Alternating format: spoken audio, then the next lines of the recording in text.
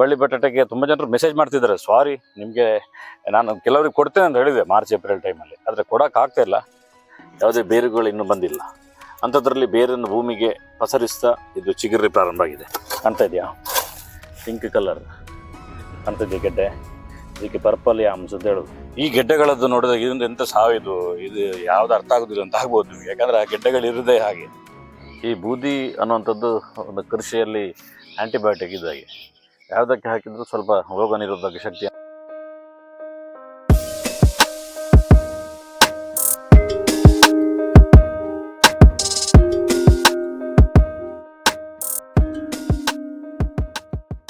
ಸಂಪೂರ್ಣ ಸಹಜ ಕೃಷಿ ಯೂಟ್ಯೂಬ್ ಚಾನಲ್ನ ಎಲ್ಲ ವೀಕ್ಷಕರಿಗೆ ನಮಸ್ಕಾರ. ನಾನು ಶಿವಪ್ರಸಾದ್ ಮಲೆಬೆಟ್ಟು.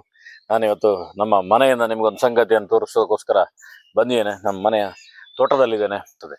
ನಮಗೆ ಮನಸ್ಸಿಗೆ ಬಂದಾಗ, ನಮ್ಮ ಹತ್ರ ದುಡ್ಡಿದ್ದಾಗ ಕೃಷಿ ಮಾಡೋಕ್ಕಾಗಲ್ಲ, ಅದಕ್ಕೊಂದು ಟೈಮ್ ಅಂತಿರ್ತದೆ. ಆ ರೀತಿಯ ಒಂದು ಟೈಮ್ಗಳನ್ನು ಹೆಚ್ಚಿನ ಗಿಡಗಳು ಅದೇ ತೀರ್ಮಾನ ಮಾಡ್ತವೆ. ಅಂಥದ್ರಲ್ಲಿ ಇವತ್ತು ನಾನು ನಿಮಗೆ ತೋರಿಸ್ಲಿಕ್ಕೆ ಬಂದಿರುವಂಥದ್ದು ಗೆಡ್ಡೆ ಗೆಣಸುಗಳ ಬಗ್ಗೆ. ನೆಡ್ಲಿಕ್ಕೆ ಸೂಕ್ತವಾದಂಥ ಸಮಯ ಯಾವುದು ಅಂತ ಹೇಳಿದ್ರೆ ಈ ಸಮಯ, ಅಂದರೆ ಯುಗಾದಿ ಮುಗಿದ ಸಮಯ ಇರ್ತದಲ್ಲ, ಒಂದೊಂದು ಮಳೆ ಹೊಡಿತಿರ್ತದೆ, ಏಪ್ರಿಲ್ ಮತ್ತು ಮೇ ಟೈಮಲ್ಲಿ ಇದನ್ನು ನೆಡಲಿಕ್ಕೆ ರೈಟ್ ಆಗಿರುವಂಥ ಟೈಮ್. ಯಾಕೆ ಅನ್ನುವಂಥದ್ದು ನಿಮಗೆ ಕ್ವಶನ್ ಬಂದಾಗ, ಬೇರೆ ಟೈಮಲ್ಲಿ ನೆಡಲಿಕ್ಕೆ ಆಗೋದಿಲ್ಲ ಅಂತೇಳಿ, ಬೇರೆ ಕಡೆಯಲ್ಲಿ ನೆಡ್ಬೋದು, ಗಿಡಗಳಾಗ್ತದೆ, ಆದರೆ ಗೆಡ್ಡೆಗಳಾಗಬೇಕಾದ್ರೆ ಈ ಸಮಯದಲ್ಲಿ ನೆಡಬೇಕು.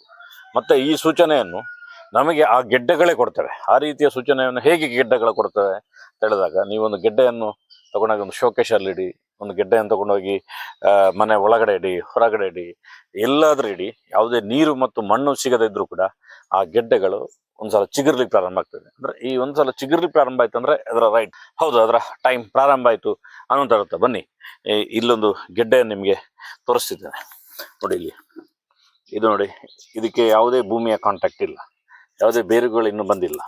ಅಂಥದ್ರಲ್ಲಿ ಬೇರನ್ನು ಭೂಮಿಗೆ ಪಸರಿಸ್ತಾ ಇದು ಚಿಗುರಿ ಪ್ರಾರಂಭ ಆಗಿದೆ. ಇದೇನು ಈ ರೀತಿ ಚಿಗುರಿದೆಯಲ್ಲ ಆಲೂಗಡ್ಡೆಯಲ್ಲಿ ಅಂತೇಳಿ ನಿಮ್ಗೆ ಪ್ರಶ್ನೆ ಬರ್ಬೋದು. ಆಲೂಗಡ್ಡೆಯಲ್ಲಿ, ಬಟಾಟೆಯಲ್ಲಿ ಈ ರೀತಿ ಚಿಗುರು ಬರೋದಿಲ್ಲಲ್ಲ ಅಂತೇಳಿ. ಆದರೆ ಇದು ನಾರ್ಮಲ್ ಬಟಾಟೆ ಅಲ್ಲ, ಇದು ಬಳ್ಳಿ ಬಟಾಟೆ ಅಂತೇಳಿ. ನೀವು ತುಂಬ ಜನರು ಈ ವಿಡಿಯೋ ನೋಡಿದ ತಕ್ಷಣ ನನಗೆ ಫೋನ್ ಮಾಡ್ಬೋದು. ನಿಮಗೆ ಹಿಂದೆನೂ ಕೂಡ ತುಂಬ ಜನರು ಫೋನ್ ಮಾಡಿದಿರಿ ನೀವು, ಈ ರೀತಿಯ ಬಳ್ಳಿ ಬಟಾಟೆ ಗಿಡ ಬೇಕು ಅಂತೇಳಿ. ಆದರೆ ನನಗೆ ಈ ಬಾರಿ ನನಗೆ ಯಾರಿಗೂ ಕೊಡಲಿಕ್ಕೆ ಆಗ್ತಾ ಇಲ್ಲ. ಏನು ರೀಸನ್ ಅಂತ ಹೇಳಿದ್ರೆ, ನನಗೆ ಬೇಕಾದಷ್ಟು ಸಿಗ್ತಾ ಇಲ್ಲ. ಬೇರೆ ಬೇರೆ ಕಾರಣಕ್ಕೋಸ್ಕರ ಕೆಲವರು ಸ್ಟೋರ್ ಮಾಡಿ ಇಟ್ಟದ್ದು ಹಾಳಾಗಿ ಹೋಗಿದೆ. ಬೇರೆ ಬೇರೆ ಟೆಕ್ನಿಕಲ್ ಸಮಸ್ಯೆಯಿಂದಾಗಿ ನನಗೆ ಬಳ್ಳಿ ಬಟಾಟೆ ಸರಿಯಾಗಿ ಸಿಗ್ತಾ ಇಲ್ಲ. ಆ ಕಾರಣಕ್ಕೋಸ್ಕರ ಈ ವರ್ಷ ಕೊಡ್ಲಿಕ್ಕೆ ಆಗ್ತಾ ಇಲ್ಲ, ನನಗೆ ನೆಡ್ಲಿಕ್ಕೆ ಸಾಕಾಗ್ತಾ ಇಲ್ಲ. ಅಂಥದ್ರಲ್ಲಿ ನಿಮಗೆ ಹೇಗೆ ಕೊಡೋದು ನಾನು? ಆದರೆ ನೀವು ಒಂದು ನಿಮಗೆ ನಾನು ಭರವಸೆ ಕೊಡ್ತೇನೆ, ನನ್ನ ಹತ್ರ ಬಳ್ಳಿ ಬಟಾಟೆ ಇದೆ ಅಂತ ಹೇಳಿದ್ರೆ ಅದು ನಿಮ್ಮ ಹತ್ರ ಇದ್ದಾಗೆ. ಯಾಕಂದರೆ ಯಾವತ್ತು ಬೇಕಾದ್ರೂ ನನ್ನ ಹತ್ರ ತೊಗೋಬೋದು, ಮುಂದಿನ ವರ್ಷಕ್ಕೆ ನೀವು ತೊಗೋಬೋದು. ಅದನ್ನು ನೆಡುವುದನ್ನು ತೋರಿಸೋದಕ್ಕೋಸ್ಕರ ನಾನು ಬಂದಿರುವಂಥ. ಈ ಗೆಡ್ಡೆಗಳಿಗೆ ವಿಶೇಷವಾಗಿ ಅಂತ ಗೊಬ್ಬರ ಬೇಕಾಗಿಲ್ಲ. ಮರದಿಂದ ಬಿದ್ದಿರುವಂಥ ತರಗೆಲೆಗಳು ನಿಮಗೆ ಕಾಣ್ಬೋದು, ಇದೆಲ್ಲ ಮರದಿಂದ ಬಿದ್ದಿರುವಂಥದ್ದು. ಅದನ್ನೇ ರಾಶಿ ಹಾಕಿದರೆ ಅದೇ ಗೊಬ್ಬರ ಆಗ್ತದೆ ನೋಡಿ. ರಾಶಿ ಹಾಕಿದ್ದಾರೆ ಇದು ನೋಡಿ, ನಿನ್ನೆ ಜೀವಾಮೃತ, ಸಗಣಿ ನೀರು, ಕೈಬೇವಿನ ಹಿಂಡಿ ಇದೆಲ್ಲ ಹಾಕಿದ್ದೇನೆ. ಇದರ ಮಧ್ಯದಲ್ಲಿ, ಅಂದರೆ ಕೃಷಿ ಅಂತ ಹೇಳಿದರೆ ಹಾಗೆ ಎಲ್ಲವೂ ಮಿಶ್ರ ಕೃಷಿ ಆಗಿರ್ತದೆ ನೋಡಿ. ಇದು ಕಸ ಕಡ್ಡಿಗಳನ್ನೆಲ್ಲ ಒಟ್ಟು ಮಾಡಿ ಅಲ್ಲಲ್ಲೇ ರೆಡಿ ಮಾಡಿದ್ದೇವೆ. ಆಗ ಅಲ್ಲಲ್ಲೇ ಗೊಬ್ಬರಗಳಾಗ್ತದೆ ನೋಡಿ. ಹೂವು ಬಿಟ್ಟಿದೆ, ರಂಬಟ ಹೇಗೆ ಬಿಟ್ಟಿದೆ ನೋಡಿ. ಅದರ ಮಧ್ಯದಲ್ಲಿ ಈ ರೀತಿಯ ಗೆಡ್ಡೆಗಳಿಗೋಸ್ಕರ ನಾನು ಭೂಮಿಯನ್ನು ಸಿದ್ಧ ಮಾಡಿದ್ದೇನೆ. ಇದಕ್ಕೆ ಪೂರ್ತಿ ಒಂದು ರೀತಿಯಲ್ಲಿ ಪ್ರಿಫರೆನ್ಸ್ಗಳೆಲ್ಲವೂ ಮುಗಿದಿದೆ. ಈ ಬೂದಿ ಅನ್ನುವಂಥದ್ದು ಒಂದು ಕೃಷಿಯಲ್ಲಿ ಆ್ಯಂಟಿಬಯೋಟಿಕ್ ಇದ್ದಾಗೆ, ಯಾವುದಕ್ಕೆ ಹಾಕಿದರೂ ಸ್ವಲ್ಪ ರೋಗ ನಿರೋಧಕ ಶಕ್ತಿಯನ್ನು ಇದು ಕ್ರಿಯೇಟ್ ಮಾಡೋದು ನೋಡಿ. ಇಲ್ಲಿ ಸಗಣಿ ನೀರು ಇದೆಲ್ಲ ಹಾಕಿದ್ದೇನೆ. ಇದರ ಮೇಲೆ ನೇರವಾಗಿ ಗಿಡ ನೆಡಲಿಕ್ಕೆ ಹೋಗಬಾರ್ದು ನೋಡಿ. ಈ ರೀತಿ ಬೂದಿಗಳನ್ನು ಹಾಕಿದ ಮೇಲೆ ಇದನ್ನು ರೆಡಿ ಮಾಡುವಂಥದ್ದು. ಇದಾದಮೇಲೆ ಇದರ ಮೇಲಕ್ಕೆ ಮಣ್ಣನ್ನು ಹಾಕಬೇಕು ನೋಡಿ. ಒಳ್ಳೆ ಮಣ್ಣಿದೆ, ಸ್ವಲ್ಪ ಮಣ್ಣನ್ನು ಹಾಕಬೇಕು, ಯಾಕಂದರೆ ಇದು ನೇರ ನೆಟ್ಟರೆ ಅದು ಬರ್ನ್ ಆಗಿ ಹೋಗ್ಬೋದು. ಇದೆಲ್ಲ ನಮ್ಮಲ್ಲಿ ಬೆಟ್ಟು ಗದ್ದೆಗಳು ಅಂತ ಹೇಳ್ತಾರೆ. ಮಳೆಗಾಲದಲ್ಲಿ ಈ ಜಾಗದಲ್ಲೆಲ್ಲ ಉಸಿರು ಬರ್ತದೆ, ಅಂದರೆ ಜಲ ನೀರೆಲ್ಲ ಪೂರ್ತಿ ಓಡಾಡ್ತಿರ್ತದೆ. ಆ ಕಾರಣಕ್ಕೋಸ್ಕರ ಇದನ್ನು ಎತ್ತರ ಮಾಡಿರುವಂಥದ್ದು. ಗೆಡ್ಡೆಗಳಿಗೆ ಹೆಚ್ಚು ನೀರು ಸಿಗಬಾರ್ದು, ನೀರು ಬಸಿದು ಹೋಗ್ತಿರ್ಬೇಕು. ಆ ಕಾರಣಕ್ಕೋಸ್ಕರ ರೆಡಿ ಮಾಡಿರುವಂಥದ್ದು. ನಿಮ್ದು ಯಾವುದಾದ್ರೂ ನೀರು ಕಡಿಮೆ ಇರೋ ಜಾಗದಲ್ಲಾದರೆ ಗುಂಡಿ ತೆಗೆದುಬೇಕಾದ್ರೆ ಮಾಡ್ಬೋದು. ಹಾಗೆ ಇದು ಇಡೀ ಮಣ್ಣು ನೋಡಿ, ಇದು ಸ್ಮೂತ್ ಆಗಿರ್ತದೆ. ಇಲ್ಲೊಂದು, ಇದು 3 ಇದನ್ನು ನಾನು ಹಾಕಿದ್ದೇನೆ. 3 ಹಾಕಿದ ಮೇಲೆ ಇದರ ಮೇಲೆ ಪುನಃ ಮಣ್ಣನ್ನು ಹಾಕುವಂಥದ್ದು. ಹಾಕಿ ಸ್ವಲ್ಪ ಕಸ ಕಡ್ಡಿಗಳನ್ನು ಹಾಕಿ ನೀರು ಹಾಕಿಬಿಟ್ರೆ ಇನ್ನೊಂದು 15 ದಿನಕ್ಕೆ ಇದು ಮೊಳಕೆ ಬರಲಿಕ್ಕೆ ಪ್ರಾರಂಭ ಆಗ್ತದೆ. ಅದಕ್ಕೆ ಸ್ವಲ್ಪ ಕಸ ಕಡ್ಡಿಗಳನ್ನೆಲ್ಲ ಅದರ ಮೇಲಕ್ಕೆ ಹೀಗೆ ಹಾಕಬೇಕು.